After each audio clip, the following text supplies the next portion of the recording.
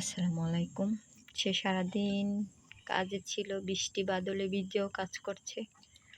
তো আমি একা থাকলে খাওয়াও হয় না, নাওয়াও হয় না, ঘুমও হয় না। ঘুমাইয়েই থাকে, অবশ্য শুয়ে থাকে। তো যাই হোক, এই যে কবুতর রান্না করছি, তো এইমাত্র খাইতে বসছি। তো সারাদিন কাজে ছিল, বৃষ্টিতে ভিজে কাজ করছে। তো আমিও তার সাথে খাইতে বসছি, কেননা আমাদের ছেলেও নাই, মেয়েও নাই, শ্বশুর শাশুড়িও নাই, ননদ আছে, বিয়ে হয়ে গেছে, পাড়া প্রতিবেশী আছে মোটামুটি ভাবে। তো কেউ আপন কেউ পর, সবাই তো আর এক হয় না। তো যাই হোক, যেমনই আল্লাহ দিন কাটায়, নিজের ঘরে থাকি, ভালো রাখুক মন্দ রাখুক, আলহামদুলিল্লাহ। এখন আমরা ভাত খাইতেছি। আমি হাড্ডি পছন্দ করি, তারা গোছ বাচ্চা দিয়েছি, আমি সবগুলা নিয়েছি। তো সকালে ভাত রান্না করে দিয়েছিলাম, আলু ভাজি আর ডিম। দুপুরে আমি একটা চাপটি বানাই খাইছিলাম, মানে চাউলের গুঁড়াই করাই থাকে, তো সেই থেকে আমরা গ্রামের বাসায় বলি চড়া পিঠা, চড়া পিঠা খাইছিলাম এই দুধ চিনি দিয়া।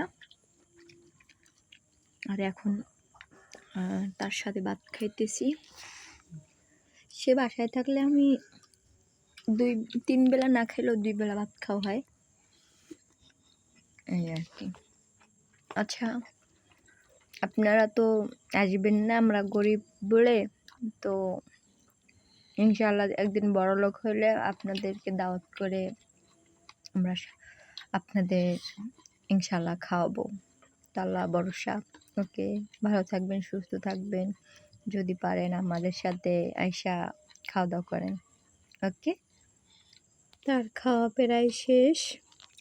আর আমার মনে হয় কমসে কম আধা ঘন্টা লাগবে। এই অবশেষে সব গোছগুলা, হাড্ডিগুলা চিবাই খাইয়ে কি অবস্থা বানাইছি দেখছেন।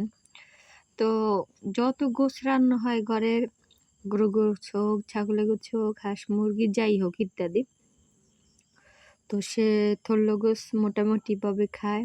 আর আমিও খাই, কিন্তু হাড্ডিগুলা বেশি খাই। ওই ভাতের মনে ভাত রয়েছে, গোছ ফিনিশ। তো এই তার চেয়ে তরকারি দিয়ে ভাত খাওয়া যায়। এতক্ষণে আমার ভাত খাওয়া হয়ে যেত। তো এই সেদ্ধ খাই দিয়ে জিরাইতে